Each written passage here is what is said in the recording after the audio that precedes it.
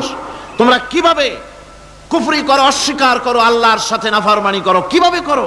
যে আল্লাহ তুমি ছিলে মৃত্যু, তোমাকে আল্লাহ পাক জিন্দা করেছেন, এই জিন্দা থেকে আবার মৃত্যু করবেন, আবার মৃত্যু থেকে তোমাদেরকে জিন্দা করবেন, আবার সেই আল্লাহর কাছে তোমাদেরকে ফিরে আসতে হবে। সুতরাং মানুষ জন্মের পূর্বে সব মৃত্যু ছিল, একথা তো আজ বিজ্ঞানসম্মত কথা, বৈজ্ঞানিক সত্য কথা। মানুষ জন্মের আগে মৃত্যু ছিল। কিভাবে? মানুষের উৎপত্তি কোত্থেকে এলো? কোরআনে কারীম তা পরিষ্কার করে বলছে। তোমাকে কিভাবে সৃষ্টি করেছে তুমি দেখো। সন্তান মায়ের জরায়ুতে আসার পূর্বে সে ছিল পিতার শুক্রকীট আর মায়ের ডিম্বাণু, অর্থাৎ স্পার্মটোজন এবং ওভাম, এই দুটি জিনিসের মধ্যে সে বিভক্ত ছিল। মায়ের বক্ষপিঞ্জর এবং পিতার পৃষ্ঠদেশ থেকে সবেগে নির্গত এক ফোঁটা পানি দিয়ে আমি আল্লাহ পাক তোমাকে সৃষ্টি করেছি। কোরআনে কারীম বলছে, হাল আতা আলাল ইনসানি হিনুম মিনাদ দাহরি লাম ইয়াকুন শাইআম মাযকুরা। মানুষের জীবনে কি এমন এক সময় এসেছিল না যখন সে উল্লেখযোগ্য বিষয় বস্তু হিসাবে পরিগণিত ছিল না? তোমার নাম ছিল না, পরিচয় ছিল না, কিছুই ছিল না, দুনিয়ার কেউ তোমাকে জানতো না, শুনতো না। আমি আল্লাহ পাক তোমাকে সৃষ্টি করেছি। তুমি কোত্থেকে এলে? কোরআনে কারীম থেকে তা জেনে নাও। আল্লাহ রাব্বুল আলামিন বলেন, ইন্না খালাকনাকুম মিন তুরাবিন সুম্মা মিন নুতফাতিন সুম্মা মিন আলাকাতিন সুম্মা মিন মুদগা। আমি রাব্বুল আলামিন তোমাকে সৃষ্টি করেছি, মাটির উপাদান দিয়ে তৈরি করলাম। মা বাপের, পুরুষের স্পার্মটোজন আর মহিলাদের ওভাম দুটোতে মিলে মায়ের গর্ভের ভিতরে নাপাক পানি ফোঁটাকে জমাট রক্তে পরিণত করে দিলাম। এই জমাট রক্তকে গোশত বানালাম, কচি কচি হাড় দিয়ে একটা বডি, একটা স্ট্রাকচার তৈরি করলাম। তারপরে ফাকাসাউনাল ইযামা লাহমা, গোশত দিয়ে, রগ দিয়ে, চামড়া দিয়ে সুন্দর করে ছাউনি দিয়া মায়ের গর্ভের ভিতরে আমি আল্লাহ রব্বুল আলামিন তোমাকে বানাইছি। মায়ের পেটের ভিতরে ফি কারারিম মাকিন, একটি সুরক্ষিত জায়গায় তোমাকে আমি রেখে দিলাম, যেখানে কোনো রোগ, কোনো জার্ম যেখানে পৌঁছতে পারবে না, কোনো অসুবিধা হবে না, এমন একটা জায়গায়, এমন একটা ইন্টেনসিভ কেয়ার ইউনিটের ভিতরে রেখেছি। সুবহানাল্লাহ ওয়া বিহামদিহি। একটা ইন্টেনসিভ কেয়ার ইউনিট, যেখানে কোন রকমের কোনো জার্ম প্রবেশ করে বা করবার কোনো ক্ষমতা নাই কারো। এমন একটা যে একটা প্যাকেট, সুন্দর একটা প্যাকেট, একটা কভারের মধ্যে তোমাকে তৈরি করা হলো মায়ের পেটের মধ্যে। তারপরে আজকে তুমি কুফরি করতেছো, আজকে আমাকে অস্বীকার করছো। ওই গর্ভের ভেতরে আমি ইচ্ছে করলে রক্তের পিণ্ডের আকারে মায়ের গর্ভ থেকে আবর্ষণ করে দিতে পারতাম, দুনিয়ার মুখ দেখতে পারতে না। মায়ের পেটের ভেতর থেকে মরা সন্তান হিসাবে বের করে দিতে পারতাম, বিকলাঙ্গ করে বের করে দিতে পারতাম, পঙ্গু করে বের করতে পারতাম। পারতেন না?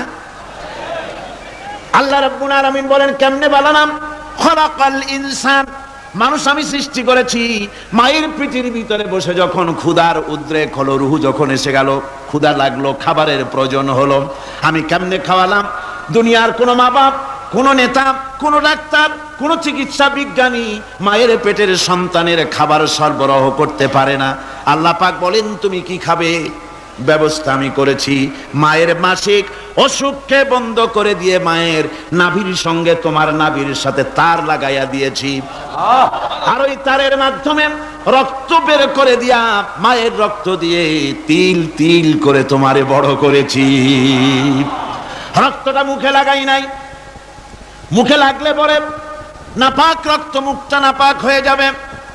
নাভির ভিতর দিয়ে পাস করে দিলাম, মুখটাকে পবিত্র রেখে দিলাম, যাতে করে দুনিয়ায় আসার পর আমার পবিত্র বানানো মুখখানা দিয়া এই দুনিয়ায় বসে তোমার আল্লাহর পবিত্র নামের জিকির করতে পারো।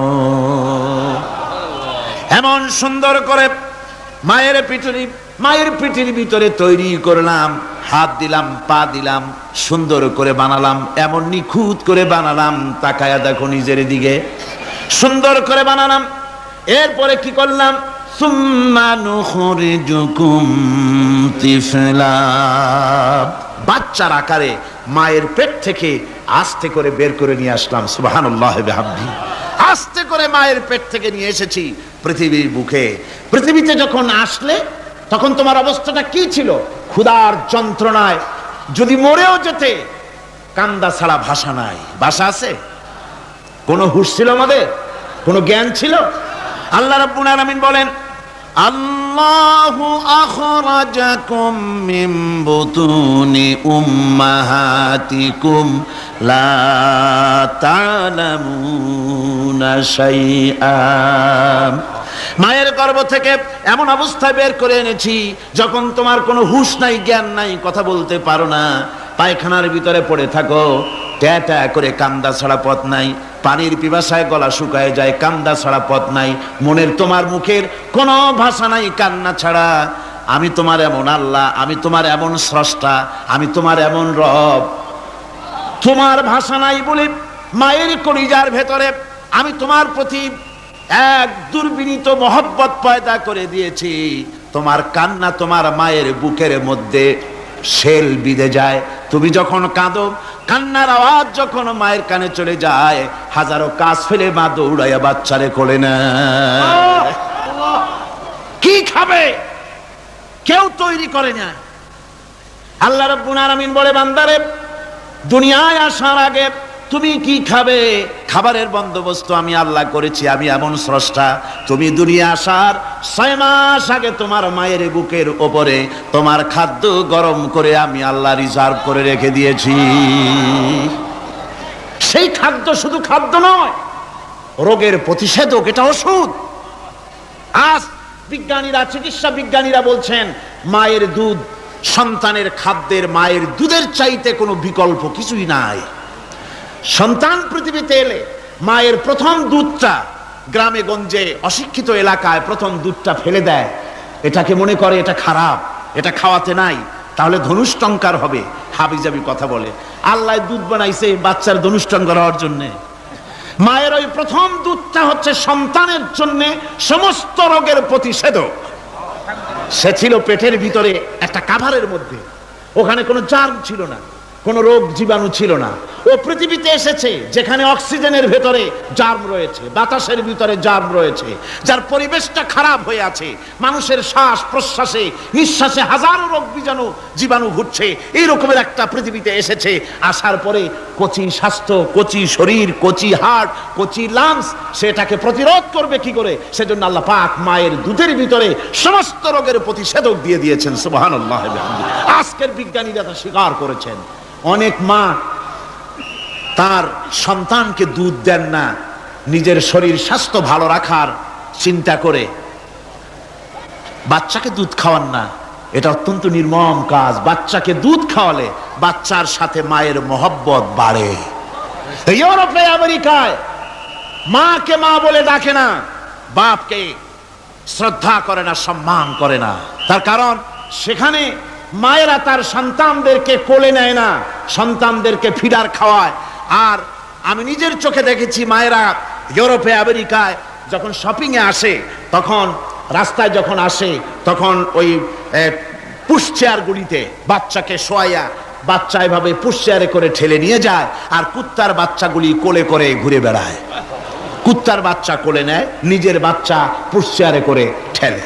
সেই জন্য মায়ের প্রতি সন্তানের মহব্বত হয় না, সন্তানেরও মায়ের প্রতি কোনো শ্রদ্ধা জাগে না। আল্লাহর কি ব্যবস্থা! মায়ের কলিজার মধ্যে মহব্বত পয়দা করে দিয়েছেন আল্লাহ পাক। মায়ের বুকের দুধের ভিতরে আল্লাহ রাব্বুল আলামিন, আল্লাহ পাক বলছেন, আমি মানুষ সৃষ্টি করেছি আর তার সমস্ত প্রয়োজন মিটিয়েছি, তার খাবারের সব প্রয়োজন মিটিয়ে দিয়েছি। দুধটাকে ঘন করি নাই, হজম করতে পারবে না বলে ওই দুধটা সামান্য পাতলা করে দিয়েছি, ওর ভিতরে সামান্য মিষ্টি দিয়েছি। দুধের বোটার ভিতরে একটা ছিদ্র দিলে, চোষা মারলে পরে অনেকগুলি দুধ বেরিয়ে এসে গলাটা আটকে যেত, তোমার কচি কণ্ঠ গলা আটকে যেত, শ্বাস করতে পারতে না। এজন্য মায়ের স্তনের বোটার ভিতরে সূক্ষ্ম সূক্ষ্ম 32টা ছিদ্র করে আস্তে করে দুধ বার করে তোমার জীবন আমি বাঁচাইছি। খলাকাল ইনসান, মানুষ সৃষ্টি করেছি আমি আল্লাহ পাক। সুতরাং যে আল্লাহ পাক এ মানুষ সৃষ্টি করলেন আর মায়ের কলিজার ভিতরে মোহাব্বত পয়দা করে দিলেন, সে আল্লাহ পাক বলছেন খবরদার ওই মাকেও যেন আবার ভুলে যেও না, মাকে সম্মান করে করো, মা বাপকে মোহাব্বত করো, তাদেরকে শ্রদ্ধা করো। বউ পাইয়া সুন্দরী স্ত্রী পেয়ে মায়ের কথা ভুলে যেও না। অনেক সাহেব আছে মায়ের কথা ভুলে যায়, স্ত্রীর কথা অনুযায়ী মায়ের উপরে অত্যাচার করে, এরকমও বহুত আছে। আল্লাহ পাক বলছেন শোনো, وَقَضَى رَبُّكَ أَلَّا تَعْبُدُوا إِلَّا إِيَّاهُ وَبِالْوَالِدَيْنِ إِحْسَانًا। তোমার প্রভুর পক্ষ থেকে ফয়সালা হয়েছে, চূড়ান্ত সিদ্ধান্ত হয়ে গিয়েছে, আমি আল্লাহর ইবাদতের পর তোমার মা বাপের ইহসান করবে, খেদমত করবে, তাদের জন্য উপকার করবে, তাদেরকে ভালোবাসবে। আল্লাহ রাব্বুল আলামিন বলেন মা বাপের সঙ্গে কেমনে কথা বলবে, তাদের সাথে কিভাবে আচরণ করবে, আল্লাহ তাও শিখিয়ে দিয়েছেন। আল্লাহ পাক বলেন ওয়ালা তাকুল লাহুমা ওয়া কুল লাহুমা কাওলান কারীমা। মা বাবার সাথে সম্মানজনক কথা বলো। ওয়া কুল লাহুমা কাওলান কারীমা, সম্মানজনক কথা বলো, মাথায় ঝাঁকি দিয়ে রাগ করে চোখ মোটা করে কথা বলো না। তুমি সন্তান, তোমার জন্য সবচাইতে বড় পীর তোমার আব্বা তোমার আম্মা, ঠিক কিনা কন? ছেলের জন্য, মেয়ের জন্য, সন্তানের জন্য সবচাইতে বড় পীর কে? বাপ মা। এটা ভালো করে মনে রাখতে হবে। আপনার মাওলানা সাহেবদের দোয়া, পীর সাহেবদের দোয়া কবুল হতেও পারে, নাও হতে পারে, 50-50 সম্ভাবনাও আছে, আবার সম্ভাবনা নাই। কিন্তু মা বাবার দোয়া কবুল হবে 100% সিউরিটি রয়েছে। রাসূলুল্লাহ বলেছেন 3 জনের দোয়া কবুল হবে, মুস্তাজাবুদ দাওয়াত। কয়জনের দোয়া কবুল হবে? আল্লাহ রাব্বুল আলামিনের হাবিব বলেন 3 জনের দোয়া কবুল হবে আল্লাহর দরবারে। তার মধ্যে একজন হলেন মাজলুম ব্যক্তি, যে ব্যক্তি অত্যাচারিত, যে ব্যক্তি মুসাফির, প্রবাসী, তার দোয়া কবুল হবে। আর মা বাপ যদি সন্তানের জন্য দোয়া করে, ওই দোয়া আল্লাহ রাব্বুল আলামিনের দরবারে মঞ্জুর হয়ে যায়। আল্লাহ রাব্বুল আলামিন মা বাপ সম্পর্কে বলেন মা বাবের জন্য আমার কাছে দোয়া করবি বান্দারা, আমার কাছে দোয়া করবি। দোয়াটা আল্লাহ পাক শিখাচ্ছেন, রব্বিরহামহুমা কামা রব্বায়ানি সাগীরা। পড়েন সবাই, রব্বিরহামহুমা কামা রব্বায়ানি সাগীরা। একটু জিকির করেন লা ইলাহা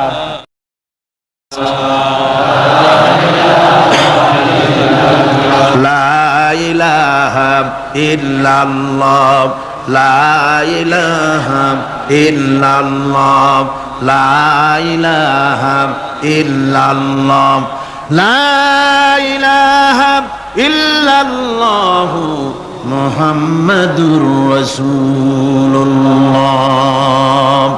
আমার ভাইরা, আল্লাহ পাক শিখাচ্ছেন বান্দা তোর মা বাপের জন্য আমার কাছে দোয়া কর। আল্লাহ রব, আয় আমার প্রভু, আমার মা বাপ যেমন ছোটবেলায় আমাকে স্নেহের কোলে লালন পালন করেছে, আয় আমার আল্লাহ তুমি আমার মা বাপকে তোমার রহমতের কোলে লালন পালন করো।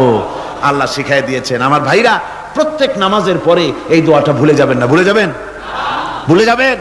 আমার ভাইরা, আমার বোনেরা, সবাই প্রত্যেক নামাজের পরে পড়বেন রব্বিরহামহুমা কামা রব্বায়ানি সাগীরা। এই দোয়া করতে কেউ ভুলে যাবেন না। আল্লাহ রাব্বুল আলামিন বলে বান্দারে, وَوَصَّيْنَا الْإِنسَانَ بِوَالِدَيْهِ إِحْسَانًا حَمَلَتْهُ أُمُّهُ كُرْهًا وَوَضَعَتْهُ كُرْهًا। আল্লাহ পাক বলেন আমি পৃথিবীর সমস্ত মানব মণ্ডলীকে উপদেশ দিয়েছি মা বাপকে সম্মান করো, শ্রদ্ধা করো, তাদের উপকার করো। তার কারণ হলো তোমার মা তোমাকে গর্ভে ধারণ করেছে অত্যন্ত কষ্টের সাথে। আল্লাহ বলতেছেন মা তোমাকে গর্ভধারণ করেছে অত্যন্ত কষ্টের সাথে, এরপরে তোমাকে ডেলিভারি করেছেন অত্যন্ত কষ্টের সাথে, তোমাকে ডেলিভারি করেছেন। গভীর রাত্রে মানুষ সব ঘুমায় যায়, গর্ভবতী মা ঘুমাতে পারে না, সন্তান পেটের ভিতরে হাঁটু দিয়া গুতা মেরেছে, পা দিয়া লাথি মেরেছে। মা চরম শীতের রাত্রে প্রচন্ড শীতের রাতে গায়ের লেপটা সরায় দিয়া মা একবার দাঁড়ায় আর একবার বসে, একবার দেওয়ালের সাথে হেলান দিয়া দাঁড়ায়, কষ্ট করে রাতটারে কাটায় দেয়। আবার সারাদিন সংসারের জন্য কাজ করেছেন, রান্না বান্না করেছেন মা, সকলকে খাওয়াইয়া মা শেষের দিকে খেতে গেছেন। যখন নিজে খেতে গেলেন, খাবারের ক্ষুধাত নিয়ে পেট ক্ষুধা নিয়ে খেতে বসেছেন, পেটের ভিতরে সন্তান লাথি মেরেছে, পেটের মধ্যে ঘুষা মেরেছে, হাঁটু দিয়া গুতা মেরেছে, ভরা পেটে পেটের ভিতরে সন্তান গুতা মারলো হাঁটু দিয়া, মাথা দিয়া। মা ক্ষুধা রয়েছে পেটে, খেতে পারলেন না, বেদনা শুরু হয়েছে। খাবারের থালাটা ঠেলে দিয়ে মা দাঁড়ালেন, বসলেন, চোখের পানি ফেললেন। এভাবে করে মা একটা দুইটা দিন নয়, 10টি মাস পর্যন্ত সন্তানটাকে পেটের মধ্যে নিয়ে, একটা জীবিত মানুষ আর একটা জীবিত সন্তান পেটের মধ্যে নিয়ে নড়াচড়া করছেন, চলাফেরা করছেন। কিতাবের মধ্যে এসেছে রাতের বেলায় মা যে ঘুমাতে পারেন না, সন্তানের নড়াচড়ার কারণে রাতভর ইবাদত করলে যত সওয়াব পাওয়া যেত, আল্লাহ ওই সওয়াব মায়ের আমলনামায় লিখে দেন। সন্তান পেটে থাকার কারণে খেতে পারে না, পেট ভরে ক্ষুধায় কষ্ট পায় মা। এই জন্যে 10 মাস ধরে রোজা রাখলে যে সওয়াব হতো, আল্লাহ রাব্বুল আলামিন মায়ের আমলনামায় রোজার সওয়াব লিখে দেন। 10 মাস পুরে গেল, সন্তান ডেলিভারির সময়ে চলে এলো। মায়ের মন বিমর্ষ, সন্তান ডেলিভারি হবে, না জানি মরে যায় নাকি, না জানি অপারেশন লাগে নাকি, কি অবস্থা হবে। মা খেতে পারে না, মুখটা শুকায়া যায়। ডেলিভারির সময় যখন আসে, মা বাবার কাছ থেকে বিদায় নিয়ে যায়, স্বামীকে একান্তে গোপনে ডেকে নিয়ে বলে, প্রাণের স্বামী, দীর্ঘদিন একসঙ্গে ঘর কন্যা করেছি, অপরাধ হয়ে যেতে পারে, আমারে মাফ করে দিও। আমার মনে হয় এবার আমি আর বাঁচবো না। সংসার থাকলো, চাবি থাকলো, সব বুঝে নাও, আমারে মাফ করে দিও। মা চলে গেল সতিকা গৃহে, ক্লিনিকে চলে গেল, অপারেশন থিয়েটারে চলে গেল, অথবা ডেলিভারির জায়গায় চলে গেল। ডেলিভারি পেইন শুরু হয়ে গেল, বেদনা শুরু হয়ে গেল। এক একটা বেদনা যেন মায়ের এক একটা মৃত্যু যন্ত্রণা শুরু হয়ে যায়। এমন যন্ত্রণা, প্রসব বেদনা দুনিয়ার ভুক্তভোগী মা ছাড়া আর কেউ জানে না।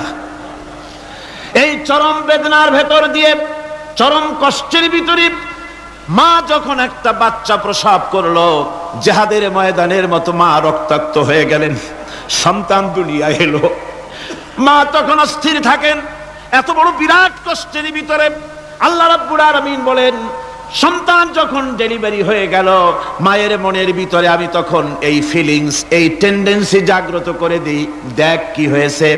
মা তখন দেখতে চায় কি হয়েছে। মায়ের সামনে যখন এত কষ্টের, হৃদয় রিংড়ানো, কলিজার 32টি নাড়ি ছেঁড়া যন্ত্রণার সন্তান যখন মায়ের চোখের সামনে আসে, আল্লাহ পাক বলেন, মা যখন তার ছেলের মুখের দিকে তাকায়, মেয়ের মুখের দিকে তাকায়, আল্লাহ বলেন 10 মাসের পেটে ধরা কষ্ট আর ডেলিভারির সব কষ্ট মায়ের মন থেকে মুছে ফেলে দেই। আল্লাহ রাব্বুল আলামিন বলেন, খবরদার দুনিয়ার মানুষ, এমন মায়ের সাথে নাফরমানি করবি না, এ মায়ের সাথে নাফরমানি করবি না, মাকে সম্মান করবি, মার কাছে দোয়া চাবি। দুনিয়ায় যদি সম্মান চাও, রিজেক্ট দাও, মায়ের পায়ে ধরে কাঁদো। মায়ের জাতি অনেক সম্মান তার। রাসূল করিম সাল্লাল্লাহু আলাইহি সাল্লামকে প্রশ্ন করা হয়েছে, হুজুর খেদমত করব কার? হুজুর কয় মায়ের। তারপরে কার? হুজুর কয় মায়ের। তারপরে কার? হুজুর বলেন মায়ের। তারপরে কার? তোমার পিতার। 3 গুণ। তোর মায়ের মর্যাদা 3 গুণ বেশি, তোর বাপের চাইতে মর্যাদা বেশি। সুবহানাল্লাহ পড়ে। আর আজকে ইসলামের শত্রুরা তারা বলে যে ইসলাম নারীর অধিকার আদায় করে নাই। নারীর অধিকার ইসলাম দেয় নাই তো কে দিয়েছে? আমার বন্ধুগণ, বিশ্বনবী জনাব মুহাম্মদ রাসূলুল্লাহ সাল্লাল্লাহু আলাইহি ওয়াসাল্লাম মসজিদে নববীর ভিতরে বসে আছেন। এক বৃদ্ধা মহিলা মসজিদের মধ্যে প্রবেশ করলেন। হুজুর বৃদ্ধাকে দেখে দাঁড়ায় গেলেন, বিশ্বনবী বুড়ি মেয়ে লোককে দেখে দাঁড়ায় গেলেন। আল্লাহর নবী বুড়িকে দেখে দাঁড়ালেন। বুড়ি যখন কাছে এলেন, আল্লাহর নবী নিজের গায়ের চাদর বুড়ির জন্য বিছায়া দিলেন। বুড়ি বসলেন। এরপরে কথাবার্তা সারার পর বুড়ি যখন বিদায় হবেন, হুজুর আবার দাঁড়ালেন। বুড়ি মহিলা চলে গেলেন। সাহাবায়ে কেরাম বলেন, ইয়া রাসূলুল্লাহ, কিছুই বুঝলাম না, একজন বৃদ্ধা মহিলার জন্য বিশ্ব নবী দাঁড়ান আর গায়ের চাদর বিছান, আমরা বড় আশ্চর্য হয়ে গেলাম।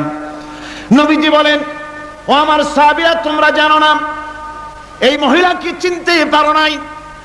আমি আমার মায়ের দুধ আমার জীবনে কিসমতে তেমন হয় নাই, আমি আমার মায়ের দুধ তেমন কিসমতে পাই নাই। যার বুকে দুধ খেয়ে, যার কোলে কাখে চড়ে আমি বড় হয়েছি, আমার সেই দুধ মা ইনি হযরতে হালিমাতুস সাদিয়া, আমার সেই দুধ মা। রাসূলুল্লাহ নিজে সম্মান দিয়েছেন মায়ের। খবরদার, মাকে অসম্মান করবেন না, মাকে সম্মান করবেন, মাকে শ্রদ্ধা করবেন। আমার বন্ধুগণ, আলেম ওলামা পীর বুজুর্গদের জন্য হাদিয়া তো দেন, আপনারা কোনো নিষেধ নাই, দেন। হাদিয়া দেওয়াও সুন্নত, নেওয়াও সুন্নত, দিবেন, আমি কোনো নিষেধ করি না। কিন্তু আমি বলতে চাই, পীর বুজুর্গদের কাছে, আলেম ওলামাদের কাছে হাদিয়া দিয়া আল্লাহরে যত না খুশি করতে পারবেন, এই ডালিম বেদানার মৌসুমে বেদানা একটা ভেঙে নিজ হাতে যদি মায়ের মুখে তুলে দেন, আল্লাহর আরশ খুশি হয়ে যাবে, আল্লাহর আরশ আজিম খুশি হয়ে যাবে, আল্লাহ পাক খুশি হয়ে যাবেন। মায়ের খাওয়াও, বাপকে খাওয়াও, তোমার সবচেয়ে বড় পীর তিনি। সুবহানাল্লাহ পড়ে, সুবহানাল্লাহ। মা বাপ যদি একটু দোয়া করে দেয়, তোমার জিন্দেগীর কাম শেষ। একটু বদদোয়া করলে জাহান্নামে যাবা। কোন পীর সাহেব বদদোয়া করলে জাহান্নামে যাবে এমন কথা নয়, কোন মাওলানা বদদোয়া করলে দোজখে যাবে এমন কথা নয়। রাসূল বলেছেন, হুমা জান্নাতুকা ওয়া নারুকা, মা বাপ তোমার বেহেশত, মা বাপ তোমার জাহান্নাম। মা বাপ যদি অসন্তুষ্ট হয়, দোজখে যাবি, আর মা বাপ যদি খুশি, আল্লাহর জান্নাতে চলে যাবি। সুবহানাল্লাহ, সুবহানাল্লাহ, সুবহানাল্লাহ। মায়ের পায়ের তলে তোর বেহেশত। আমরা পুরুষ, আমাদের গত বছরও বলেছি, আমরা পুরুষ, আমাদের পায়ের তলে জুতা, আমাদের পায়ের তলে কি? শুধু জুতা। আর আমার মা, আমার মায়ের জাতি যারা এই প্যান্ডেলে বসে আছেন, আমার মায়েরা, বোনেরা, মায়ের জাতি যারা পৃথিবীতে, মায়ের জাতির পায়ের তলে আল্লাহর বেহেশত। সুবহানাল্লাহ। নারীর মর্যাদা ইসলাম দেয় নাই, কে দিয়েছে? আল্লাহ দিয়েছেন, আল্লাহ রাসূল দিয়েছেন। আমার বন্ধুগণ, হযরত বাইজিদ বুস্তামি, ছোট্ট বাচ্চা ছেলে, গভীর রাত্রে মা অসুস্থ, পানির পিপাসায় জেগে উঠেছেন। বাবারে, পিপাসায় শেষ হয়ে গেলাম, পানি দাও। ছেলে ঘরের ভিতরে পানি না পেয়ে বাইরে দৌড়াদৌড়ি করলেন। অনেক দূর থেকে পানি নিয়ে এসে দেখেন মা ঘুমায় গেছেন। পানি নিয়ে দাঁড়ানো, পৌষ মাস, মাঘ মাসের শীতের রাত, ফজরের সময় মায়ের ঘুম ভেঙে গেল। তাকিয়ে দেখেন বাইজিদ দাঁড়ানো, হাতে পানি থরথর করে কাঁপছে। জিজ্ঞাসা করে, বাইজিদ তুমি দাঁড়ানো কেন? ছোট্ট বাচ্চা বলে, মা পানি চেয়েছিলে তুমি গভীর রাত্রে, পানি ঘরে ছিল না, অনেক দূর থেকে আনতে হয়েছে। মা বলছে, ঘুমাও নাই কেন গ্লাস থুইয়া? বাচ্চা বলে, ঘুমাই নাই, তুমি যদি আবার পানি চাও, সময় মতো যদি দিতে না পারি, মা তোমার কষ্ট হবে, এই জন্য ফজর পর্যন্ত আমি দাঁড়ায় আছি, কখন তুমি পানি চাও। মা হাতের থেকে পানি নিয়ে পান করলেন। বাইজিদকে বিছানার উপরে আরাম করে কম্বল দিয়ে ঘুম পড়াইয়া দিলেন। হযরতে বাইজিদের মা উযু করে ফজরের নামাজ পড়ে সিজদায় চলে গেলেন। চিৎকার মেরে কেঁদে বলেন, আমার রব, আমার আল্লাহ, আমি আমার বাইজিদের মা, আমি মা হয়ে বাইজিদের জন্য দোয়া করি। বাইজিদ আমার জন্য আজকে যা করেছে, আমি মা, আমার কলিজা ঠান্ডা হয়ে গেছে।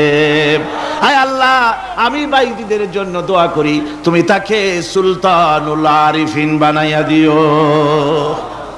মঞ্জুর হয়ে গেল আল্লাহ পাকের কাছে দোয়া।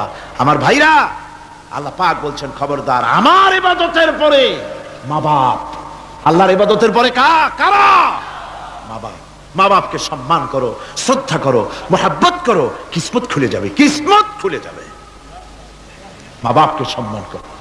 হযরত আবু হুরায়রা রাদিয়াল্লাহু তাআলা আনহু রাসূলের সামনে এসে কাঁদতেছেন। হুজুর বলছেন, আবু হুরায়রা কাঁদো কেন? কাঁদো কেন? রাতের বেলা কান্দো কেন? হযরত আবু হুরায়রা বলছেন, হুজুর আমাকে মা মেরেছেন। হুজুর বলছেন, মা মারলো কেন? কোন অপরাধ করেছো? কোন গোস্তাখি করেছো? আবু হুরায়রা বলছেন, না হুজুর, কোন গোস্তাখি করি নাই। তবে মারলো কেন? হযরত আবু হুরায়রা বলছেন, হুজুর আমি আপনার দরবার থেকে ফিরতে রাত হয়ে গিয়েছিল। মা জিজ্ঞেস করলেন, আবু হুরায়রা এত রাত্রে কোথায় ছিলি? বললাম, আমি ছিলাম যে কদম চুমতে পারলে দুনিয়া ধন্য হয়, সেই দরবারে নববীর কদম মোবারক থেকে আসতে আমার দেরি হয়েছে। আমার মা মুশরিকা, আপনার নাম শুনে তার গায়ে আগুন জ্বলে উঠলো, আমাকে ধরে মারা আরম্ভ করলো। বলল, হয় আমার বাড়ি ছাড়বি আর না হয় মুহাম্মদ সাল্লাল্লাহু আলাইহি ওয়াসাল্লামের দরবার ছাড়বি। আমি বললাম, আমার মা, তুমি বুড়ি মানুষ, তোমার গায়ে যত শক্তি আছে সমস্ত শক্তি দিয়ে আমারে পিটাও, আমারে মারো। মারতে মারতে আমাকে বাড়ি থেকে তুমি বের করে দাও। তোমার বাড়ি শুদ্ধ, তাম দুনিয়া ছেড়ে দিতে পারি, আল্লাহর নবীর কদম মোবারক ছেড়ে দিতে পারি না। হুজুর আমার মা আমাকে গলা ধাক্কা দিয়ে বের করে দিয়েছেন। হুজুর বলছেন, আবু হুরায়রা তোমার মা তোমাকে মেরেছে, তুমি আমার কাছে নালিশ করছো? আমার তো এখানে ইন্টারফেয়ার করার কিছুই নেই। সুবহানাল্লাহ, সুবহানাল্লাহ। মা তোমাকে মেরেছে, এখানে আমার করার কিচ্ছু নাই। বিশ্ব নবী বলছেন, এত বড় পাওয়ারফুল নবী, লেজিসলেটিভ পাওয়ার, সারে আল্লাহ তাকে বানিয়েছেন শরীয়ত প্রণেতা।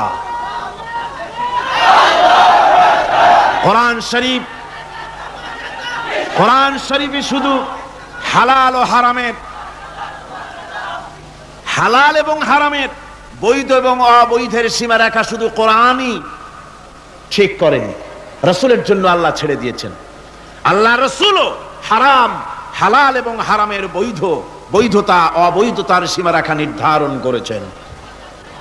এত বড় ক্ষমতা তার, এত বড় পাওয়ারফুল বিশ্বনবী, তিনি বলছেন মা মেরেছে, আমার করার কিছু নাই। চিন্তা করেন কত বড় কথা, এ কথার লোড কত। হযরত আবু হুরায়রা বলেন, ইয়া রাসূলুল্লাহ,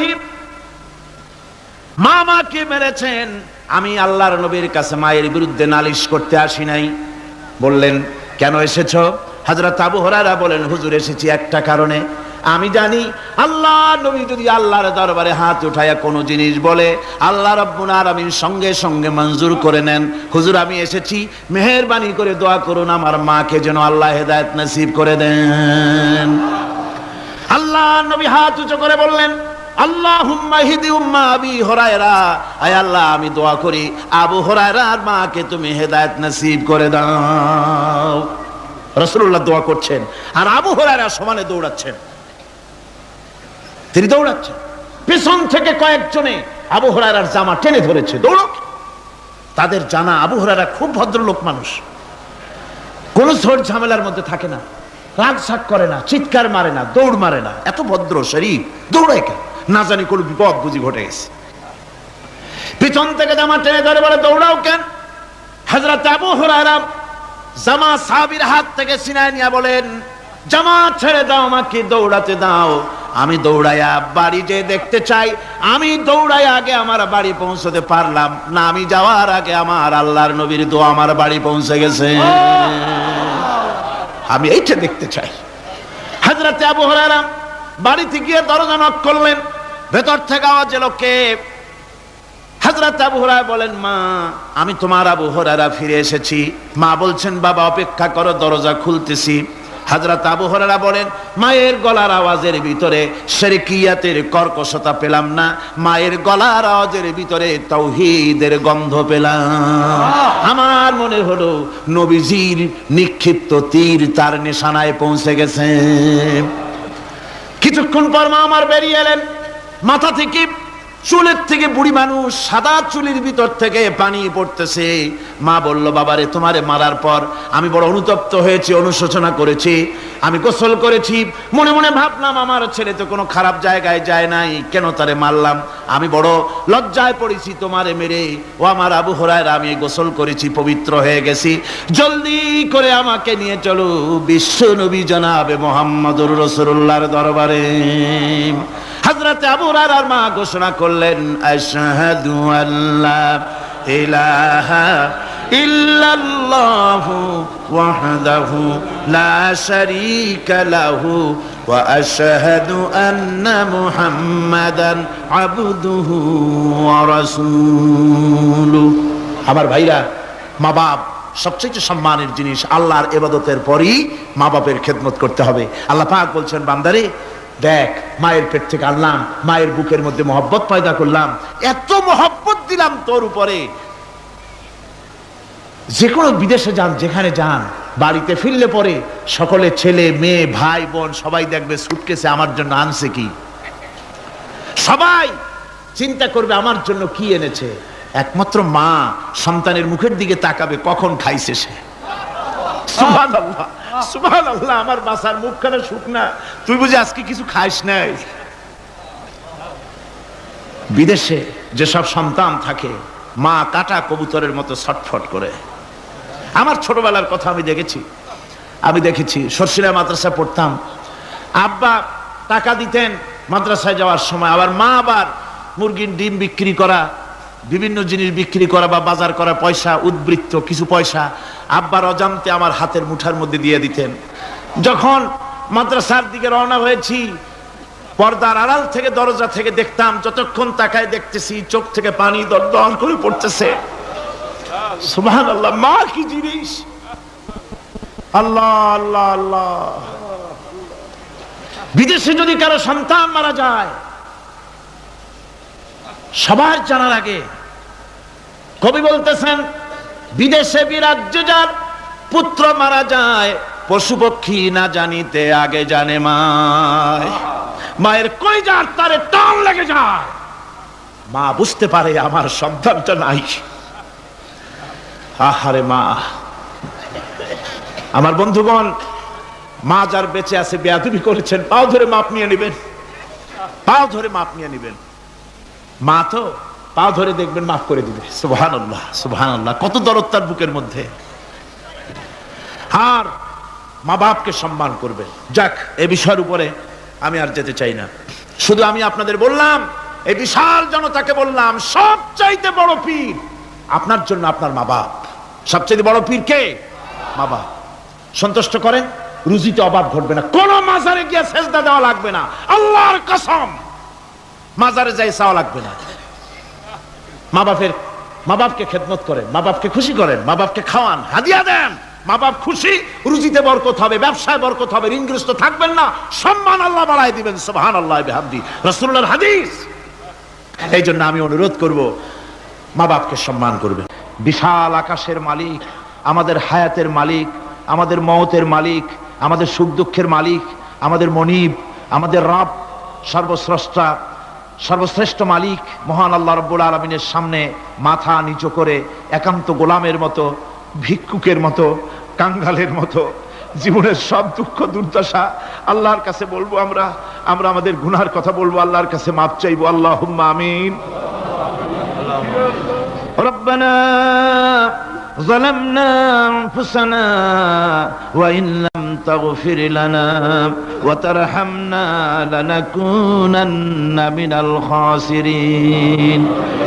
ربنا ظلمنا أنفسنا وإن لم تغفر لنا وترحمنا لنكونن من الخاسرين. ربنا لا تزغ قلوبنا بعد إذ هديتنا وهب لنا من لدنك رحمة إنك أنت الوهاب. رب العالمين, আমাদের গুনার দিকে নজর করো না, আমাদের গুনার দিকে তাকায়ো না। আমরা এত গুনাহ করেছি, সেদিকে তাকালে হয়তো রহমত করতে ইচ্ছে করবে না। আয় আল্লাহ, আমাদের গুনার দিকে তাকায়ো না, আমাদের চোখের দিকে তাকাও, আর আমাদের মুখের কাকুতি মিনতির দিকে তাকায়া আমাদের জিন্দেগির গুনাহ আল্লাহ মাফ করে দাও। রব্বুল আলামিন, এই 5 দিন তাফসীর করতে গিয়ে যদি কোনো ভুল আমি করে থাকি, আয় আল্লাহ, আমি মানুষ, ইলম কালাম নাই, আমি যদি কোনো ভুল করে থাকি, আল্লাহ তুমি দয়া করে আমাকে মাফ করে দাও। কোনো ভুল কথা যদি বলে থাকি, তোমার বান্দাদের স্মৃতি থেকে তা মিটাইয়া দাও।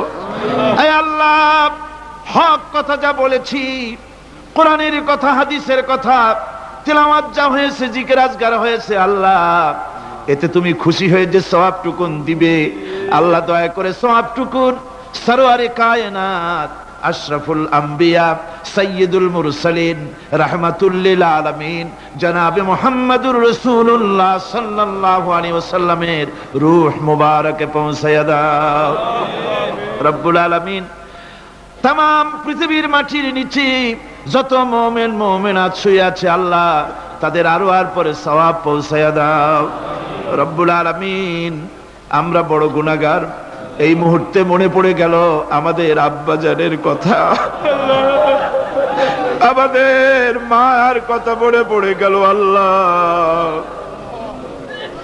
আয় আল্লাহ, আমাদের আব্বাজান যারা কবরে চলে গেছে, আমাদের জন্য কত কষ্ট করেছেন, আল্লাহ বাপজানের কবরটাকে বেহেশত বানাইয়া দাও।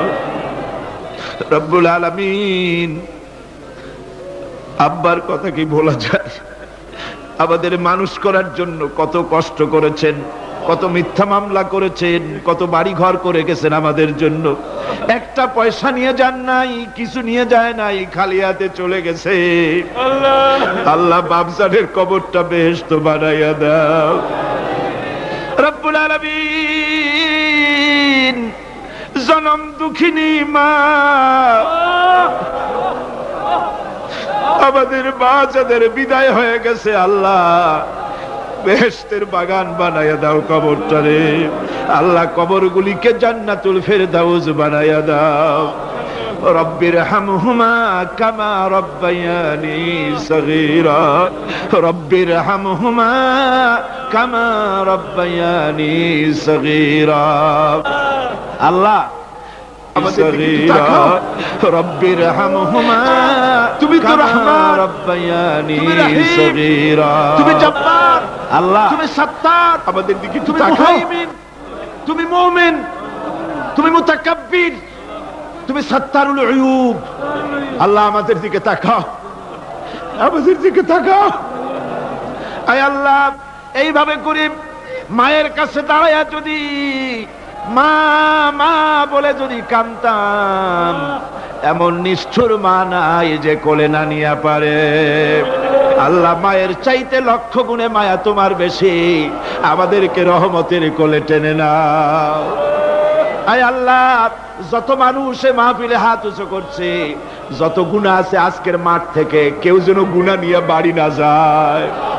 আল্লাহ আমাদের শিরক গুনাহ মাফ করো, আমাদের বেদাতের গুনাহ মাফ করো, চুরি ডাকাতির গুনাহ মাফ করো, মানুষ হত্যা করার গুনাহ মাফ করো, জিনা করার গুনাহ মাফ করো। আমাদের বিদায় হয়ে গেছে, আল্লাহ রব্বুল আলামিন বাংলাদেশ আমাদের প্রিয় জন্মভূমি, আল্লাহ কবরগুলিকে জান্নাতুল ফেরদাউস বানাইয়া দাও। রব্বির হামহুমা কামা রব্বায়ানি সগীরা। রব্বুল আলামিন আমাদের দোয়া তুমি কবুল করো। আল্লাহ দোয়া, আল্লাহ আমাদের কান্নার আওয়াজ তুমি শোনো। আল্লাহ কিচ্ছু নাই কান্দা ছাড়া আমাদের কাছে। আল্লাহ এই মাহফিলে যত যুবক এসেছে, আমাদের দেশের যুবকদের চরিত্র শেষ হয়ে যাচ্ছে। আল্লাহ সব যুবকদের জন্য দোয়া করি। আল্লাহ যুবক ছেলেদের ইসলামী আন্দোলনের জন্য খালিদ বিন ওয়ালিদ বানায় দাও। এই মাহফিলে যত যুবক এসেছে, আল্লাহ সব যুবকদের ইসলামী আন্দোলনের কর্মী বানায় দাও। আয় আল্লাহ বাংলাদেশের সেনাবাহিনী, বাংলাদেশের বিডিআর তোমার দরবারে মঞ্জুর করো, তাদের সিনায় হিম্মত দাও। বাংলাদেশের পুলিশ বাহিনী ইমাম দিয়া কলজেটারে ভরে দাও। বাংলাদেশের সেনাবাহিনী, air force, land force, BDR, police, এদের কলিজায় এত বড় ইমাম দাও যে ইমানের জোরে বাংলাদেশের প্রতি ইঞ্চি জমিন রক্ত দিয়ে হেফাজত করতে পারে। আল্লাহ, ইয়া আল্লাহ, ইয়া আল্লাহ। আমার ভাইরা হুজুর সাল্লাল্লাহু আলাইহি ওয়াসাল্লাম আরাফাতের ময়দানে দুহাত উঁচু করে দিয়ে আল্লাহর কাছে চাইছিলেন, যাতে তার বগল দেখা গিয়েছিল। হাদিস শরীফে এসেছে, আল্লাহর কাছে দুটো হাত উঁচু করে দিয়ে চান, ইয়া আল্লাহ, আল্লাহ। কান্দেন কান্দেন, আজকে কানবেন না, কবে কানবেন? আজই তো কান্নার দিন। কাদের আল্লাহর কাছে, আল্লাহ ভিক্ষা চাই তোমার কাছে। আল্লাহ আল্লাহ অনেকের রোগ ব্যাধি আছে, মাফ করে দাও আল্লাহ। আজকের এক মহিলা আমার সঙ্গে টেলিফোনে কাঁদলেন, 20 বছর পর্যন্ত রোগে ভুগতেন। রাহেল আক্তার লাকি তার নাম। 20 বছর পর্যন্ত ভুগতেছে রোগে, কাঁদতেছে, বলছে বিশ্বাস করি কোরআনের মাহফিলে দোয়া কবুল হবে, অপারেশন যেন লাগে না, দোয়া করেন এই মহিলাকে যেন আল্লাহ অপারেশন না লাগায় ভালো করে দেন। আমার মা বোনেরা, মেয়ে লোক মানুষ, পেটে বাচ্চা, কোলে বাচ্চা, কষ্ট করে মা বোনেরা বহুত দূর দারাজ থেকে এসেছে। আল্লাহ আমার মায়েরা বোনেরা যারা আসছে, আল্লাহ কিয়ামতে তাদেরকে খাদিজা এবং আয়েশার কাতারে দাঁড় করায় দিও। আল্লাহ আমার মা বোনদেরকে পর্দায় থাকার তৌফিক দিও। আল্লাহ মা বোনদেরকে তুমি হেফাজত করো। যত রিকশাওয়ালা এসেছে আল্লাহ, এত কষ্ট তারা করে, ওদের ভাগ্য তুমি উন্নতি করে দিও আল্লাহ। রিকশাওয়ালা, ঠেলাওয়ালা, কুলি, মজুর, আল্লাহ সকলের উপরে তোমার রহমত নাজিল করো। কলেজ বিশ্ববিদ্যালয়ের শিক্ষক, ছাত্র, ডিসি, এসপি, জজ, ব্যারিস্টার, ম্যাজিস্ট্রেট, আইনজীবী, বুদ্ধিজীবী, সাহিত্যিক, সাংবাদিক, প্রকৌশলী, চিকিৎসক, কৃষিবিদ, আল্লাহ সকলের উপরে তোমার রহমত নাজিল করো আল্লাহ রব্বুল আলামিন। আমরা এই বিশ্বাস নিয়ে হাত নামাচ্ছি যে আমরা এতক্ষণ যা বলেছি তুমি শুনেছো, আমরা যা বলেছি তুমি কবুল করেছো। আয় আল্লাহ আমাদের মুনাজাত তোমার দরবারে কবুল করে দিও আল্লাহ। সুবহান রাব্বিকা রাব্বিল ইজ্জাতি আম্মা ইয়াসিফুন ওয়া সালামুন আলাল মুরসালিন আলহামদুলিল্লাহি রাব্বিল আলামিন ওয়া জাআল আখিরা কালিমাতিনা ইনদাল মাউত লা ইলাহা ইল্লাল্লাহু মুহাম্মাদুর রাসূল।